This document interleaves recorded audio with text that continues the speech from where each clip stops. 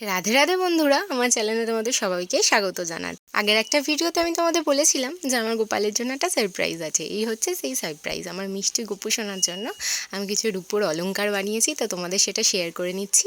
এই হচ্ছে কোমরের বটফল, আর এখানে রয়েছে দেখো ওর পায়ের মল।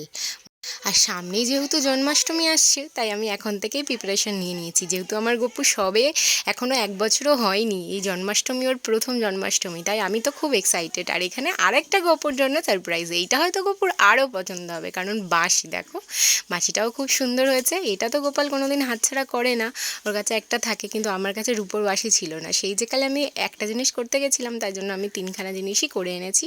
তো তোমরা দেখে বলো বাঁশিটা কেমন হয়েছে। আর আমার সবথেকে পছন্দ হয়েছে এই কোমরের বটফলটা, দেখো কি মিষ্টি ডিজাইন। এটা আমি নিজেই চুজ করেছি। আর এই হচ্ছে ওর পায়ের মল, খুবই ছোট। তো আজকে ভিডিওটা যদি তোমাদের ভালো লেগে থাকে প্লিজ টাটা।